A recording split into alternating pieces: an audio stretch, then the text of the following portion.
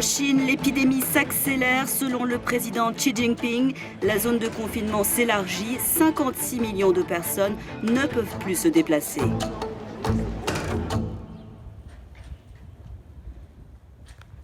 On s'est dit les Chinois vont contourner ça parce que c'est des fous furieux ce qu'ils sont en train de faire et ça va rester là-bas.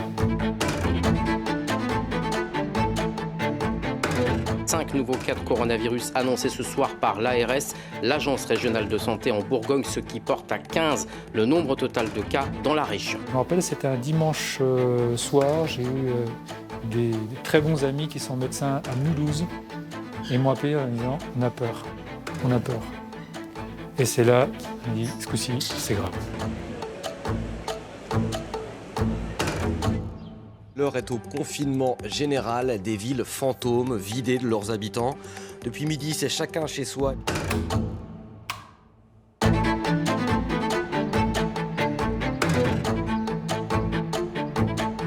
D'un seul coup, l'activité tombe à zéro, on avait 20 personnes, il n'y avait plus rien à faire, l'usine était à l'arrêt.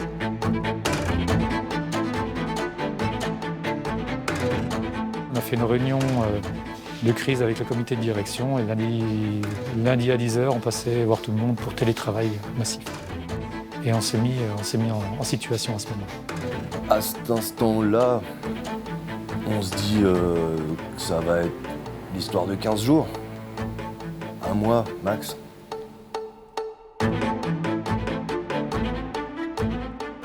Mais j'avais pas saisi que c'était un truc qui paralysait à ce point le monde entier.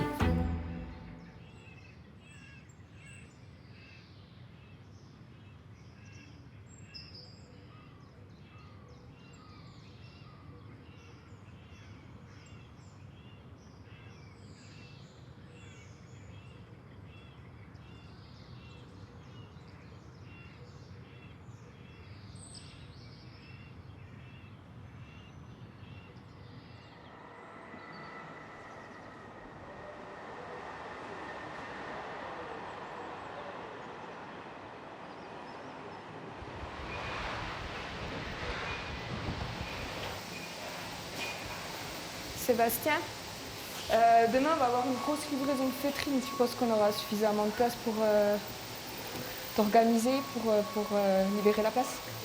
Ouais. Je suis chez Delfingen depuis 10 ans maintenant. Je m'occupe de tout ce qui est transport pour le site France, tous les imports, les exports, les problèmes de douane, le management des caristes et la gestion du stockage. En mars, au moment de la crise, on a tous été un petit peu perturbés et on était dans une période un petit peu de peur. Donc on venait la boule au ventre, on avait tous peur parce qu'on a énormément de contacts en logistique avec les chauffeurs qui viennent un peu de tous les pays. J'étais régulièrement sur les infos, à savoir, et on se créait une peur. On avait peur d'aller voir nos parents, peur que les enfants voient d'autres personnes. On était vraiment un petit peu renfermés et dans notre bulle isolée, c'était frustrant et paniquant. Mon mari n'a pas pu bénéficier justement du télétravail. Il a dû continuer à travailler à 100%. Donc on avait aussi un petit peu cette appréhension qu'ils partent, on va dire, dans le monde extérieur et qu'ils reviennent à la maison. Donc c'était lave-toi les mains, mets tes habits à la buanderie. On était vraiment dans une panique totale au départ au mois de mars.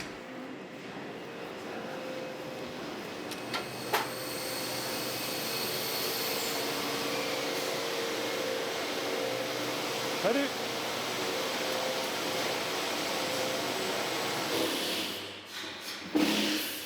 Salut Régis! Ça va et toi? Il y en a, le masque, c'est... Voilà. Il faut qu'il y ait des protections qui soient tolérables, mais il faut que 99% des gens les portent. Voilà. Au final, ça va pas si mal que ça, pour nous, pourvu que ça dure. Et dans cette construction, c'est du 4500. En fait, à la couche interne, pardon, celle-là, et la couche externe qui sont... Sur le site où on est ici, qui est le site historique en France, à Anteuil, Delfingen, l'activité principale du groupe, c'est tout ce qui est protection des faisceaux électriques dans les véhicules et puis des tubes techniques pour les transferts de fluides. Donc c'est à peu près 250 personnes sur le site pour un groupe où on est 3600 répartis dans 21 pays et plus d'une trentaine de sites de production.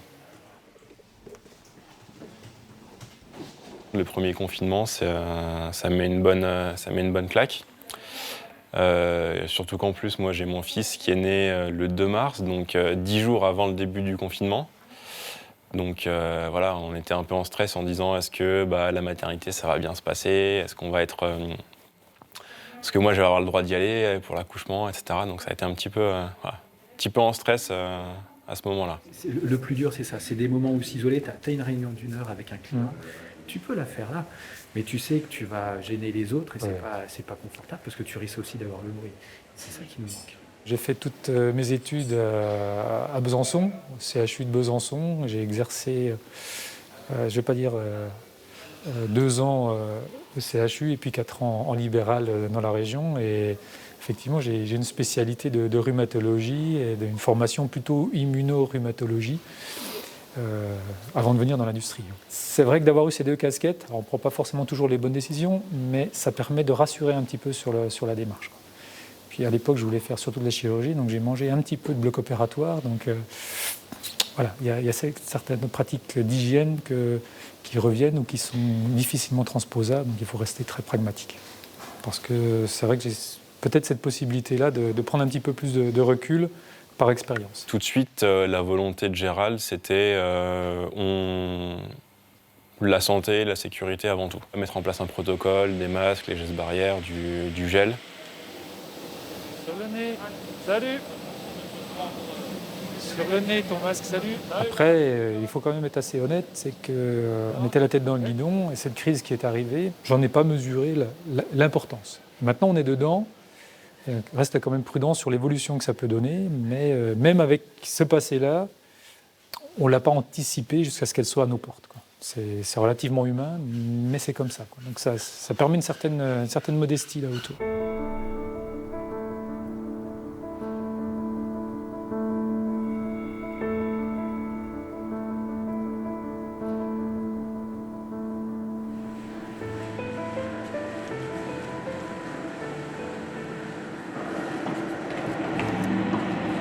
Bonjour. Alors ça, c'est notre cœur de métier depuis tout le temps. Tout ce qu'on fait ici, on fait des préparations en fait, pour dessert pour l'industrie et la restauration. Panna cotta, cheesecake, crème brûlée, tiramisu, tout ce qu'on peut trouver en fait, sur une carte de dessert. Et ici, en fait, c'est la cuisine centrale où on fait les recettes, on mélange les recettes.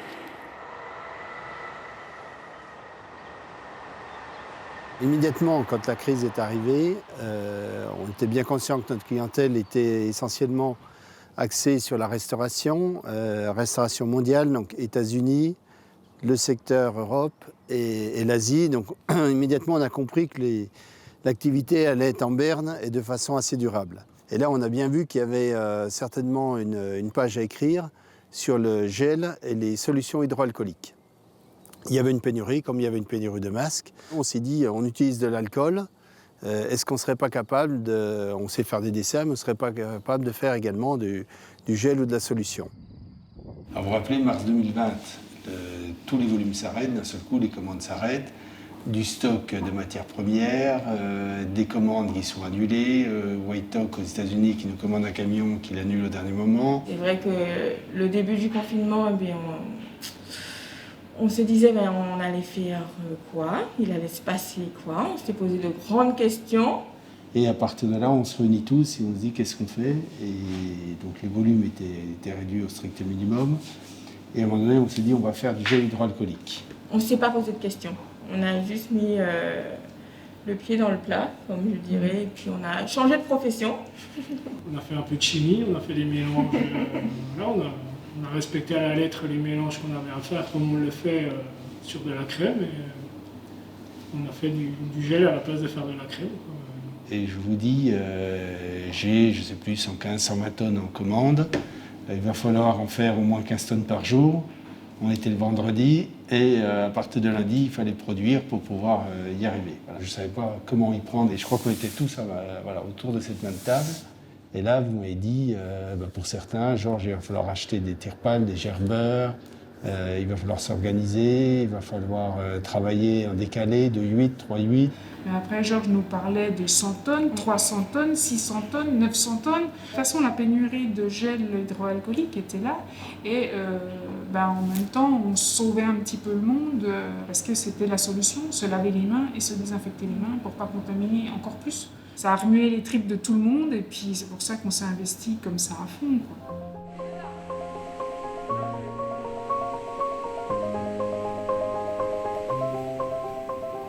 C'est vrai que d'avoir une équipe comme on a là, c'est exceptionnel. Hein. C'est-à-dire que jamais de la vie, on n'aurait pu faire ça sans une équipe motivée.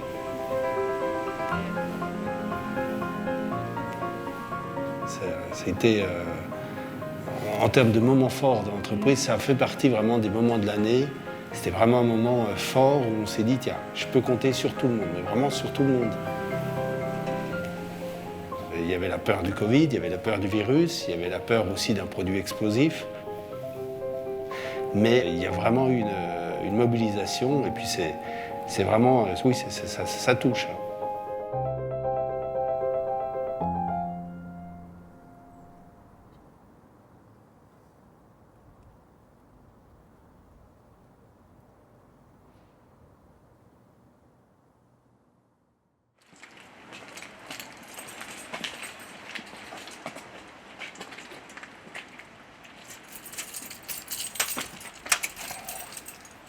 L'entonnoir, c'est un endroit qui apporte ce qui manquait à cette ville, je pense. C'est-à-dire un club d'une jauge de 300 dédié aux musiques alternatives, voire musique dite extrême, le hardcore, le métal, l'électro. Le premier confinement, j'ai de la chance, j'habite à la campagne. Donc j'étais condamné à rester dans ma cambrousse. Bon, ça c'était plutôt agréable, on va dire. J'adore être chez moi. Donc j'ai de la chance, j'habite pas dans une tour, j'ai un jardin, voilà. Donc, je m'en suis plutôt pas trop mal sorti. Après, professionnellement, c'était l'angoisse totale parce qu'au tout début, on savait pas si on serait aidé. Puis je me suis dit que j'étais pas tout seul dans ce cas-là. Alors j'ai créé une asso dédiée aux patrons de bars, de restos et de boîtes de nuit de Besançon. J'ai appelé ça le BBRBU. Je trouvais que c'était imprononçable et que c'était marrant. Donc ça veut dire bar, boîte, resto de Besançon unis. Et les yeux vers moi. Je souris mais je suis en colère. Ouais ben alors souris pas. Non, je souris pas. Non, souris pas, fais comme t'as envie. Exprime ce que t'as dans la tronche en ce moment. Ça montre qu'on est vraiment dans le même bateau, dans le même merdier. Donc ça a créé un lien qu'on aurait bien aimé éviter d'avoir. C'est-à-dire qu'on est liés par cette crise de merde. Mais d'un autre côté, j'espère qu'on va ressortir de là avec une mentalité un peu plus solidaire, en se disant, voilà, on fait le même métier, ou alors moi je suis dépendant de toi en tant que technicien, en tant qu'artiste, en tant que DJ, en tant que photographe, en tant que restaurateur. Et voilà, bossons intelligemment ensemble, essayons que tout le monde s'en sorte, quoi. Là l'idée c'est que tout le monde s'en sorte.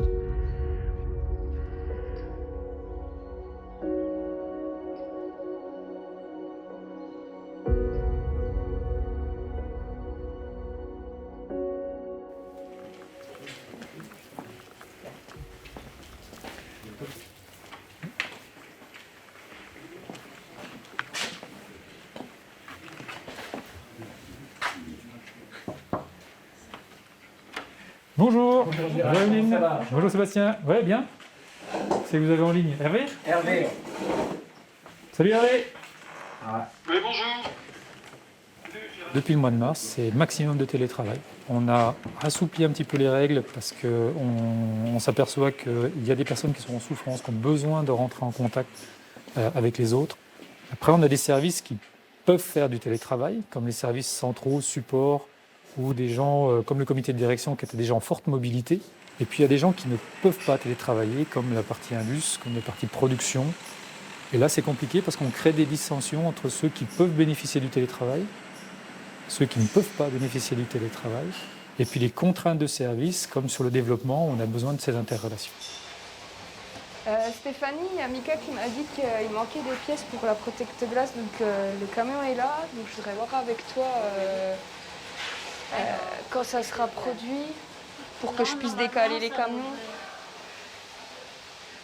Rapidement, on est vite parti en chômage et en télétravail. Le télétravail m'a apporté du bon temps au début de la crise, on va dire, parce qu'on avait la période de chômage, je travaillais que le matin, j'avais des jours aussi de chômage entier. Donc ça m'a permis de profiter de mes enfants, d'avoir du bon temps. Et c'est ça qui m'a fait réfléchir aussi à mon mode de vie et de mes priorités. Mais après, ça ne pouvait pas continuer parce que quand l'activité a repris petit à petit, niveau communication, c'était encore plus dur. De gérer l'équipe sur les quais depuis chez soi, c'était compliqué. Donc c'était pas gérable. Il y avait des tensions naturellement qui se créaient. Et donc en septembre, je suis revenue à 100% au travail pour faciliter les tâches parce que c'était ingérable en fait, depuis chez soi.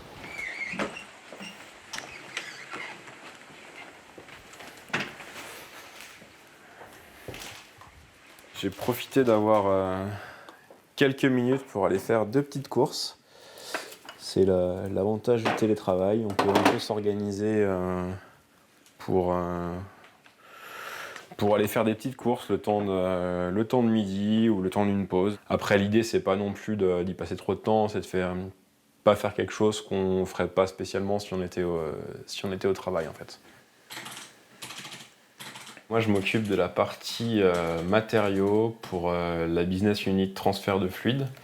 Donc ça consiste à développer des nouveaux produits et tous les développements qui sont justement en lien avec des nouveaux matériaux. C'est un boulot assez transverse avec des discussions avec les achats, avec les opérations, avec les sites et avec toute la partie bureau d'études. Là, je suis en conversation avec du coup le directeur de la partie ingénierie sur la Roumanie. Et du coup, on essaie de se trouver un créneau pour se faire un petit entretien, discuter un sujet lié aux matériaux. On chatte parce qu'on est à distance, mais si j'étais sur place, on se déplacerait et puis on discuterait de vive voix, ça irait plus vite. C'est vrai que le confinement et le télétravail m'a pas spécialement plus pesé que ça parce que je suis dans un environnement qui est agréable. Mais j'ai des collègues, et notamment des gens de mon équipe, pour qui ça a été plus difficile, qui se sont retrouvés confinés là tout seuls dans un tout petit appart et c'est vrai que ça a été beaucoup plus compliqué pour eux. Hello. Salut Mathis. Ça va? Oui, toi? Oui, ça va, ok, tranquille. J'ai demandé à Xavier de faire les mesures dimensionnelles sur du coup le tube de l'Inde. J'ai reçu du coup hier ou ce matin les résultats.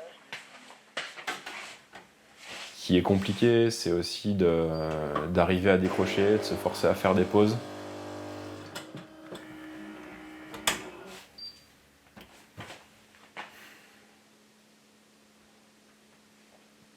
C'est sympa, là. L'hiver, à l'automne, il y a les biches qui viennent au bord de la forêt, là, juste au coin du jardin. C'est plutôt agréable.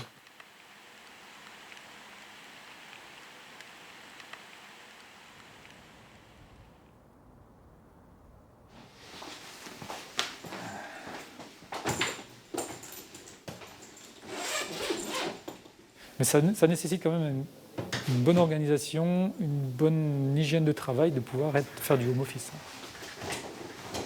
Certains s'accommodent bien. On a des mamans, surtout des mamans qui sont avec les enfants, qui passent du temps, qui arrivent à gérer leur travail. Il faut de l'organisation.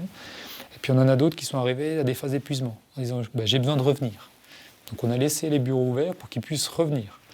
Et toute la démarche maintenant, c'est de dire, c'est cet équilibre entre le travail à la maison ou sur place, c'est-à-dire on peut travailler pour ceux qui peuvent en bénéficier de télétravail, parce qu'on a besoin de s'organiser entre notre vie familiale, notre vie pro. On a tous des contraintes, des emmerdes, des choses comme ça à gérer. Et on n'est pas là à compter les heures ou les minutes passées, mais l'efficacité, le travail fait. Et puis on a besoin aussi de se retrouver pour des réunions, pour des coordinations, pour un temps de respiration, pour des bons moments partagés. Et là, on se retrouve au bureau, à la cantine, dans une réunion, pour une matinée, un jour, où on vient pour ça. Non mais après, ils peuvent amener des croissants venant du télétravail.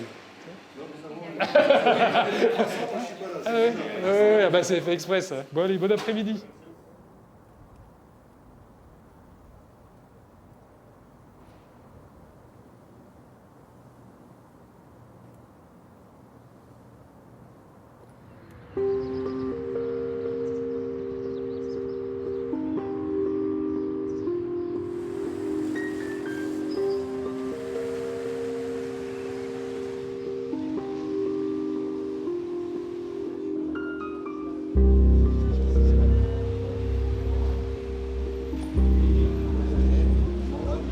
Oh ma mère!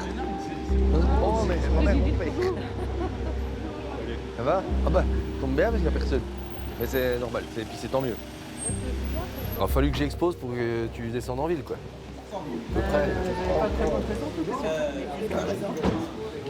Alors l'avantage des photos, c'est qu'il n'y a pas les masques.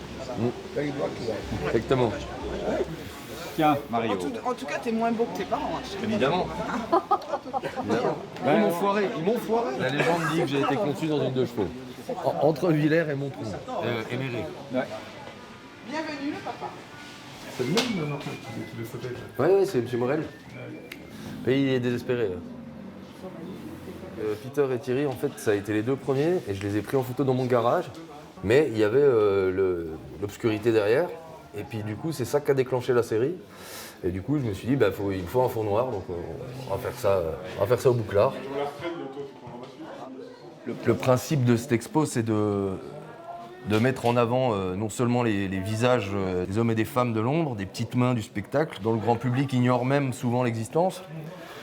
Et puis surtout d'exprimer à travers juste leur regard, leur attitude, leur désarroi, leur angoisse, leur inquiétude sur l'avenir de leur métier, l'avenir du secteur culturel. C'est l'état d'esprit dans lequel sont ces gens en ce moment. Et oui, il est dark. On m'a fait la réflexion, ouais mais les gens ils sourient pas. Ben non, mais ils n'ont pas envie de sourire eux en ce moment. Eux ils savent pas ce qu'ils feront de leur vie prochainement. Et puis ils sont inquiets de voir que la culture est considérée comme non essentielle. Voilà, non seulement c'est leur raison de vivre, mais en plus c'est des gens qui sont des acteurs culturels et qui sont donc conscients qu'une société sans culture, c'est une société qui va dans le mur. Ce que je trouve sympathique, enfin intéressant aussi, c'est qu'il n'y a pas de distinction entre les artistes et les techniciens, c'est-à-dire ceux qui sont sur scène et les autres qui sont dans l'ombre, qu'on appelle parfois, enfin que j'aime bien l'appellation, les indispensables anonymes. Parce que voilà, c'est des gens sans qui le spectacle n'existerait pas, mais c'est pas des gens qui ont toujours leur nom sur l'affiche, c'est pas des gens dont on reconnaît suffisamment les mérites.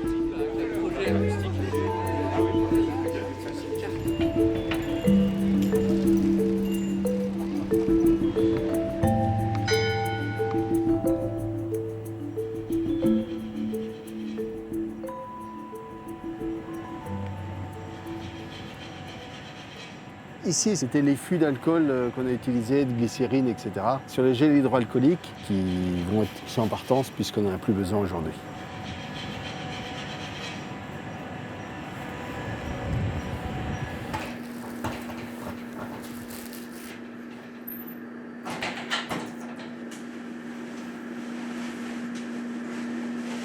Tout ce qui rentre dans l'usine est contrôlé.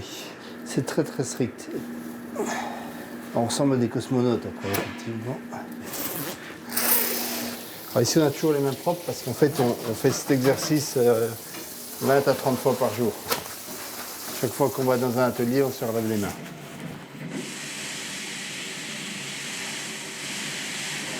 Bonjour. Ça va? Ça va. Bonjour. Ça va? Oui, et vous? Bien? Oui, très bien. Bonne journée aujourd'hui? Petite journée. Petite journée, d'accord. Petite journée, oui. Ok. À 5 à 8 à emballer. Bonjour Guillaume. On s'est dit, il va y avoir quelques axes qui vont redémarrer. Il va y avoir une consommation différente demain. Et dans la consommation différente demain, on s'est dit qu'il va falloir aller sur des produits essentiels. Qu'est-ce qui va marcher? Il va forcément y avoir un développement de tout ce qui est vente à emporter.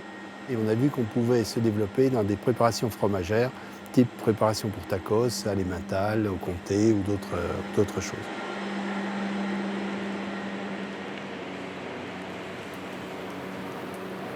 Pas de soucis particuliers, tout va bien? Non, ça va. Un produit par aujourd'hui.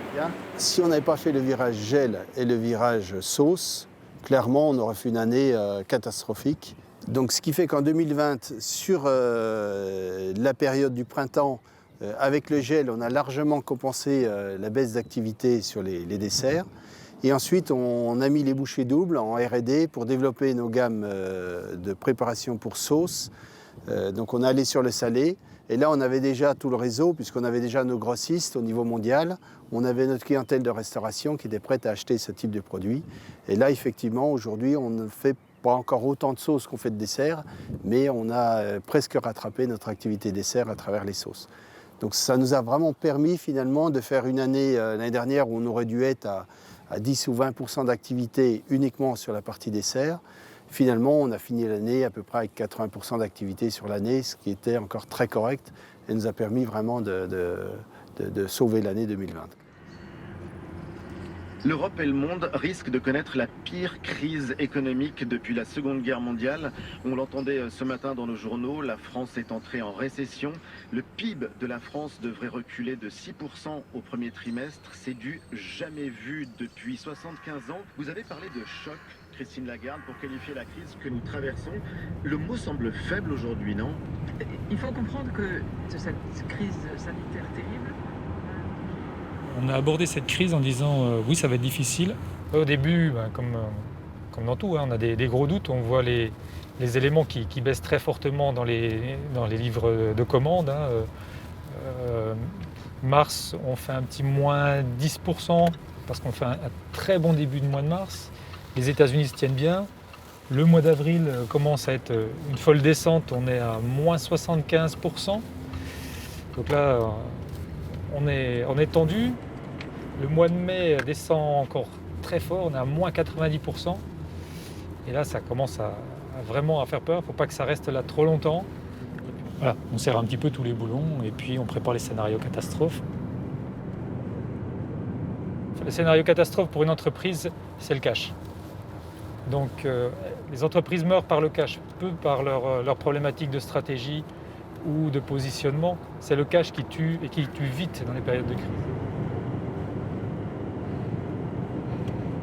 Les crises comme les guerres, c'est des accélérateurs de l'histoire, donc c'est des opportunités. Alors, c'est peut-être le côté optimiste. Il paraît que les chefs d'entreprise, on doit être optimiste, mais c'est le côté positif. C'est-à-dire, de toute façon, la crise, elle est là. Donc qu'est-ce qu'on fait? On s'assied, on pleure, ou on essaie d'y trouver des éléments structurants, positifs, qui amènent une dynamique à l'équipe. Alors, c'est pas facile tous les jours. Il y a des jours, quand vous les cumulez, bon, il faut trouver un petit coin tranquille pour aller réfléchir et parfois boire un coup, passer une bonne nuit, et puis le lendemain matin, on repart sur des bonnes bases. Notre principal concurrent, basé en Allemagne, qui appartenait à un fonds, a eu d'énormes problèmes financiers et a été mis en vente. Donc, c'était pour nous l'opportunité de consolider significativement notre position de leader sur le marché en absorbant le numéro 3, on était numéro 4, et en absorbant le numéro 3, on est devenu le numéro 1 mondial l'année dernière en période de crise. Mais c'est toujours en période de crise qu'on fait les meilleures affaires, quoi. Parce que c'est là qu'il y a beaucoup de changements de propriété. Et on voit bien que c'est une crise longue et c'est pas fini.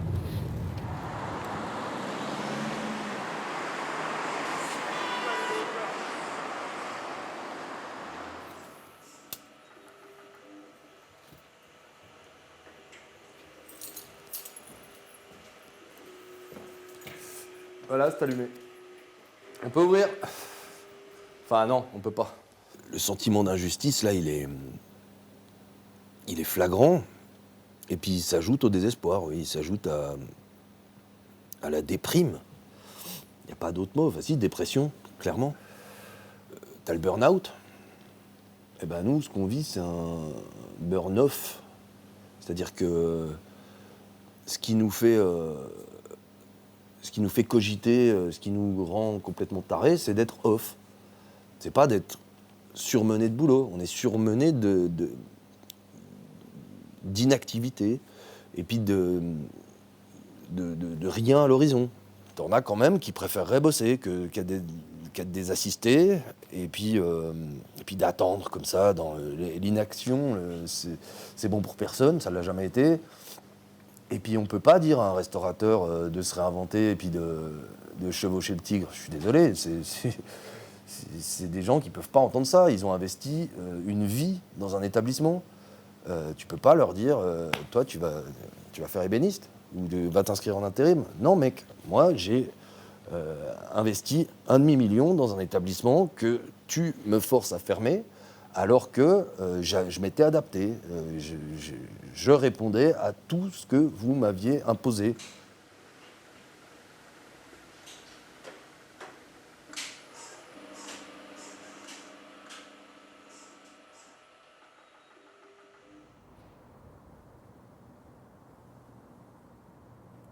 Mon père a démarré il y a une 50aine d'années dans la production d'œufs avec une idée très originale à l'époque. Tous les œufs venaient de Bretagne et mettaient à peu près une semaine pour traverser la France et étaient nourris essentiellement avec des farines animales et des graisses animales. Et à l'époque, il s'est lancé avec un projet en se disant « moi je vais faire un œuf daté du jour de ponte en maîtrisant mon aliment, vraiment avec une culture du champ à l'assiette ». Et c'est ce qui a fait le succès de Coquille pendant une 50aine d'années. Et notre vision aujourd'hui, on cherche vraiment à faire les choses différemment des autres, à se différencier, à ne pas chercher le volume pour le volume, mais à chercher vraiment des circuits qui soient assez durables. Et là, on est en train de lancer une nouvelle filière, alors qui est intéressante, parce que pendant le Covid, il faut savoir que les paysans en Franche-Comté, à un moment donné, avaient trop de lait et jetaient le lait. La consommation n'était plus là. On s'est engagé, nous, à reprendre le lait. Et ensuite, il a fallu mettre en place une filière, donc un investissement important, qui est de l'ordre de 2,7 millions pour l'entreprise, donc c'est très important. C'est un petit peu le modèle de ce qu'est le patron, mais en région. Voilà. En fait, l'idée sur le lait, c'est de sortir complètement des codes. Donc les codes aujourd'hui, c'est plutôt ça, hein, avec la Franche-Comté le bleu. Ça, j'aimerais bien travailler autour avec la marquise de Courbet, autour du peintre, en faisant en fait une collection de ces différents tableaux. Et on peut faire une planche avec 12 tableaux différents. Voilà la dernière maquette du lait de pays franc-comtois. Qu'est-ce que tu en penses? C'est bien. Moi, il y a un truc pas qui m'embête, mais qui n'est pas forcément extraordinaire quand on va fabriquer, c'est que les deux bords, ils vont venir se rejoindre. Et du coup, ça fait une figure. Et quand il y a du texte ou une image, le chevauchement, il ne peut pas garantir un chevauchement parfait. On voulait faire un clin d'œil à Courbet, qui est natif de Flagey. On allait droit au but. Hein. On s'est dit c'est du lait de pays franc-comtois. Il faut que dans le titre, on ait tout compris. Donc je pense que c'est le cas. Avec le clocher de Roche-Jean, les sapins, la verdure, les vaches qui sortent dehors, les Montbéliardes. On a envie de boire ce lait, quoi. Alors en fait, on va faire un essai cet après-midi, là déjà sur la crème brûlée, pour bien valider que tout le process fonctionne correctement. On ne peut plus revenir en arrière. C'est parti. Bonjour à tous. Ça va? C'est bien. C'est vrai qu'il y a un sacré rythme. Vous avez fait quoi? La moitié, pas loin? C'est à la 20e clé et on en a 55. D'accord. Oui, donc la moitié. Ouais, donc les premiers, c'est les plus rapides, c'est ça? C'est ceux qui nous piquent tout. Donc eux, ils bronzent et puis vous prenez votre temps. C'est ça. Donc là, c'est un petit peu exceptionnel. Là, il y a toute l'équipe Agrodou, aussi bien les gens en qualité, en R&D, en production, viennent aider en fait pour la mise en ligne. Et demain, le tout va être automatisé. Et les briques seront mises automatiquement sur les palettes et les palettes automatiquement filmées. Tout ce qui se passe ici, en fait, c'est un robot qui va le faire. C'est bon? Là, on en est sur les premières productions test. Donc, on a testé sur la crème brûlée, on a testé sur la panna cotta. Et demain, on va le faire bien sûr sur le lait. Pour l'instant, ça va représenter à peu près 15% d'activité supplémentaire au niveau de la société. En emploi, on va être entre 1 et 3 emplois, quoi, je pense. La bonne nouvelle ce matin, c'est qu'ils m'ont dit on y va pour 1 camion par mois. Il y en a un camion par semaine. Non, mais que pour Leclerc. Ah, que pour Leclerc. Ça, c'est vrai? Ah non, c'est vrai. Et il dit un SMI, on doit le passer sans problème dans le mois. C'est la fin? Non, c'est pas la fin. Là. Alors pourquoi il y a un mode dégradé? Donc à la fin, je pense qu'il avait un souci de pression. Et les dernières poches, donc du coup, ne faisaient pas le poids, donc elles sont parties là. Sylvie, c'est pas foutu, c'est mangeable. Ah oui, c'est simplement que ça fait pas de poids, c'est la fin. Bon, est-ce que tu en as 40 kilos? Si tu veux, il y a le comice samedi et ils cherchent des desserts. Eh ben, tu leur mets sur clé puis je leur offre. On a une première période de l'année avec le Covid jusqu'au mois d'avril où c'était calme. Une deuxième partie entre mai et septembre où on était en belle progression, à plus de 20 par rapport à 2019. Et là, pour l'instant, on a une très grosse progression.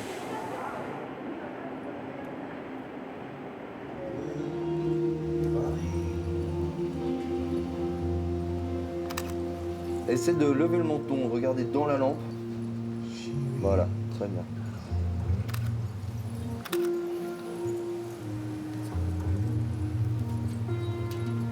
Oui, t'es très bien ça, côté Cléopâtre, là, formidable. J'ai eu une chance incroyable d'avoir la photo qui me remplit mon emploi du temps, déjà, parce que 1 an et 15 mois sans rien à l'horizon, c'est psychologiquement pas sain. Donc le fait de me projeter chaque semaine avec un shooting, un modèle, un projet, une idée, déjà ça me sauve un peu ma santé mentale. Et puis en plus ça me permet d'avoir une activité où je me sens un peu utile. Ouais, reste sur les coudes, pas mal. Il y a une certaine catégorie de modèles qui viennent me voir pour reprendre un peu confiance en elles. Et ça marche. À travers la photo, voilà, il y a des gens qui peuvent se sentir mieux dans leur peau. Et puis moi, du coup, le fait de les aider à y arriver, ça donne aussi un sens à mes photos et à mon travail. Et c'est assez magique. En fait, autour de moi, je connais très peu de gens qui ont trouvé une espèce d'exutoire qui est suffisamment prégnant, qui est suffisamment présent dans leur vie pour leur changer suffisamment les idées. Remets-toi sous la lampe, on va faire d'autres poses un peu. Voilà. Mets un peu les épaules en arrière. La tête sur le côté. Voilà. Ouvre les yeux. Regarde-moi. Le jour où l'entonnoir réouvre, j'aurai relancé une dynamique photo qui me lâchera plus, là, plus jamais. Je suis redevenu addict à la photo. J'avais laissé tomber parce que mon matériel m'avait lâché à l'époque, et puis parce que j'étais parti professionnellement sur un truc qui était énergivore, qui me prenait du temps, qui me laissait plus le temps pour la photo. Bon, là, j'ai eu que ça, du temps, donc je m'y suis remis à la photo, mais maintenant, je lâcherai plus ce média, ce moyen d'expression.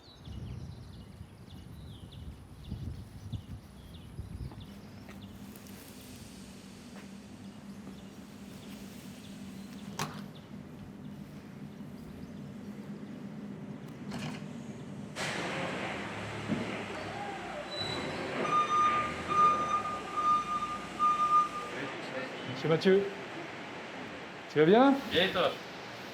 Suite à la modification que Pio a demandé, donc il y a une partie des outillages qui justement ont été mis à jour avec l'impression 3D. Je pense que c'est important qu'on continue bien ces activités de développement, là, parce que c'est vrai que ça se tend un peu sur le dernier trimestre. Hein. Quand tu entends les publications et qu'on a les chiffres, c'est des baisses qui vont être significatives. Je pense qu'il va y avoir des petits soubresauts avant que ça reparte correctement. Continuez bien, bonne visite lundi avec le client, c'est le plus important, il faut préparer l'avenir. On s'aperçoit depuis le mois d'avril une très forte hausse des matières premières et là on arrive sur des baisse de production par les constructeurs des véhicules par manque de pièces, pas par manque d'envie des consommateurs d'avoir une voiture, d'acheter une voiture, mais par manque d'offres. Et donc c'est très frustrant puisque on pourrait avoir les volumes, mais il manque les composants, il manque les pièces. Et sur cette fin d'année, c'est vraiment très, très sensible. Oh oui, ça fait bien longtemps que je ne suis pas repassé. Hein. Ouais. Tu vas bien? Ouais. Il y a de la demande, simplement on n'arrive pas à les produire. Quoi. Ça me fait un peu peur quand on dit tu commandes une voiture, il faut que tu attendes 2 ans. Donc les gens ne commandent pas. Les gens ont envie, quoi. Mais comme ils n'ont pas rien à acheter... C'est pas de l'argent qu'on veut cacher ou qu'on veut garder. On attend pour le dépenser. Donc là, ça descend. Ouais, ok.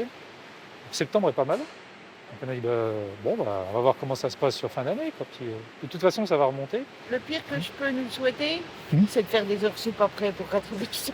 Mais...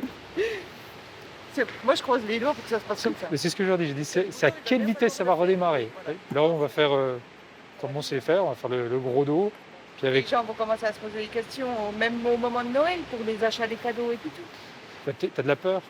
T'as de la peur. Les gens vont, là, c'est là que les gens vont commencer à s'inquiéter, ils vont se demander pourquoi. Oui. Parce qu'ils ne vont pas pouvoir avoir leurs cadeaux et tout. Puis tu entends les pénuries qu'il y a en Angleterre, des choses comme ça. Puis il y a de la peur, il y a de la trouille. On prépare quand même des moments compliqués, mais pour l'instant, pas d'angoisse. Comment? Oui, un peu heureux, mais j'espère que ça ne sera pas quand même traumatisant non plus. Le plus dur, ça va être de garder le moral. Parce qu'on va être assailli de mauvaises nouvelles tout autour. C'est de garder un peu de joie de vivre. Ah oui, parce qu'en plus, les médias, ils aiment bien en mettre. Hein. Moi, je suis restée 13 semaines à la maison. Ouais. J'en pleurais. J'en pleurais. Ouais. Je ne savais plus. J'étais perdue. Ouais. On a besoin du contact. C'est ça. On a besoin du contact. Le mieux, c'est de garder un petit peu de sens de l'humour et puis le moral. Parce que de toute façon, ça va passer. Mais, ouais. Voilà. Ok. Bon, je ne vais pas te pourrir ton week-end. Ça marche. Amuse-toi bien, profite du soleil s'il y en a. Ouais, bon courage. On n'avait pas anticipé cette crise dans la crise. On était sur une tendance qui était bonne sur le début de l'année, sur des matières qui augmentaient. Et on sait qu'en général, avec l'activité qui baisse, les matières rebaissent. Ce n'est pas le cas actuellement. Donc cette crise-là, on ne l'a pas anticipée en tant que telle, puisqu'on avait encore de l'activité. Elle arrive. Et je pense que c'est l'expérience de ces 18 derniers mois. On n'a pas de prévisionnel qui soit fiable, de modèle prédictif qu'on croit. Il faut avoir l'agilité de pouvoir s'adapter à la situation.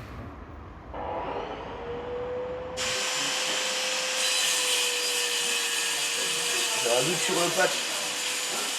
Attends, j'essaie de recomprendre le patch, comment il marche, parce que... Ça compliqué? Non. C'est reparti, on essaye. On essaye d'être prêt. Parce que à être fermé si longtemps, on n'y aurait jamais cru là, à ce que ça repartirait, donc on n'est pas prêt. Mais on va y être,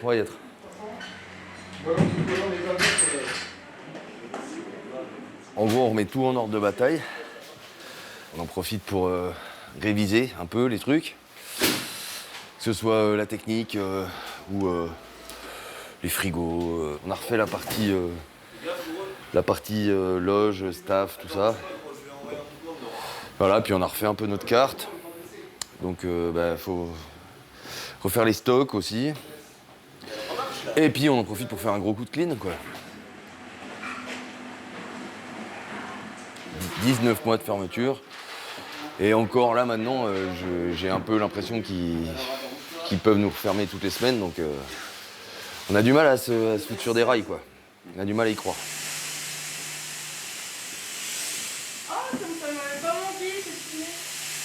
Et au niveau de la jauge, on est à une jauge limitée à 75%. Donc nous, on va prendre un peu de marge, histoire d'être sûr d'être dans les clous. On va limiter à 250, sachant qu'on a le droit à plus de 400. Mais voilà, on va bloquer à 250. Si on les atteint déjà, c'est bien. Moi, je suis pas convaincu du tout. Avant de commencer, tu fais un carré ou tu préfères avec ton... Est-ce qu'on peut pas faire un truc plutôt... C'est à toi ou c'est à qui c'est pas... Avant, des soirées à 200, 250 personnes, c'était des soirées moyennes, quoi. Donc là, ça veut dire qu'on va faire que des soirées moyennes. Donc est-ce qu'on va s'en sortir? Je sais pas. Je sais pas.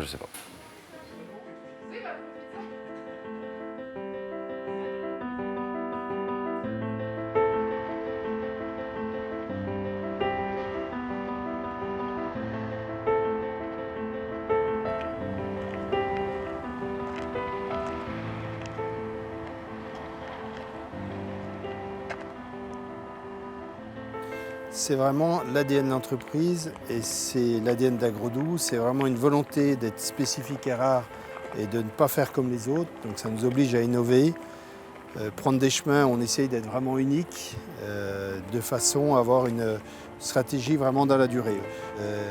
On a investi presque l'équivalent d'une année de chiffre d'affaires dans une période très compliquée, mais c'est parce qu'on y croit et on a bien fait de le faire. J'ai pris énormément de plaisir à gérer cette crise. Du plaisir parce qu'on a eu pas mal de succès.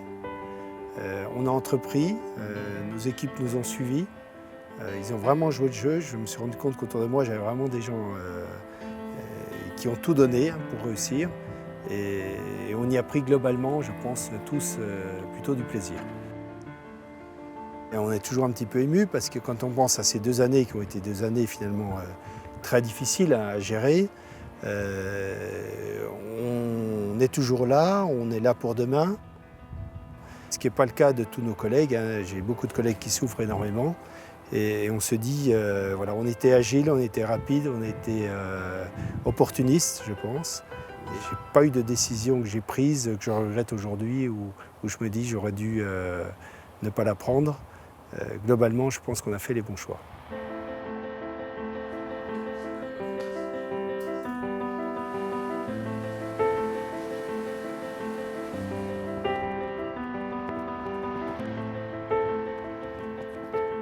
On a vécu quand même un peu plus de 18 mois assez intéressants, des changements majeurs. Si on fait un petit peu le retour au niveau humain, c'est ce confinement. On est passé beaucoup en télétravail forcé. On ne se déplace plus pour 2 heures de réunion à 500 km de là. On va faire une visioconférence, même parfois à l'autre bout du monde. On a eu des clients qui nous ont fait venir pour 1h30 de réunion de l'autre côté de l'Atlantique. Donc ça devient stupide à ce niveau-là. Je pense que ça a amené un petit coup d'apaisement. Et il y aura des choses après crise. Je pense qu'il faudra un peu de temps pour décortiquer tout ça, on va dire tous les bienfaits, tous les méfaits aussi de cette crise. Ça, on les voit, on nous les répète. Mais il y a tout un tas de bienfaits derrière. Quels vont en être les impacts? Je suis plutôt positif. Positif. On a vu qu'on était des animaux sociaux qui ont besoin de se voir et de se toucher. Et contrairement à ce qu'on veut nous faire penser depuis plusieurs centaines d'années qu'on peut séparer l'esprit du corps, c'est le problème de Descartes, et c'est pas possible. On a un tout et on a besoin de ce contact humain.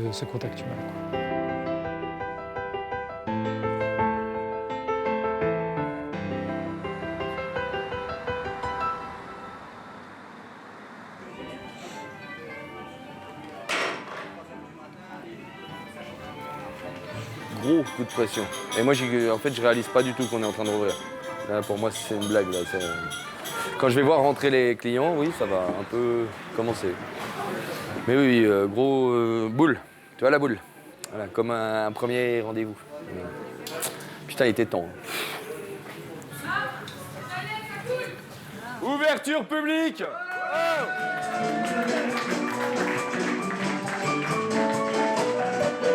Quand je veux pas, je redoute d'endormir sur l'autoroute. Alors pour tuer l'ennui, je prends les petits chemins des raccourcis. Je cours après les cachets qui sont parfois les placebos. Je chante aussi pour cacher tout ce vide entre mes os. Comme moi je m'actualise sur le site du Pôle emploi. Je cumule et je cotise, je chante aussi pour l'État. Je cumule et je cotise, je chante aussi pour l'État. Je cumule et je cotise, je chante aussi pour l'État. Je suis chanteur.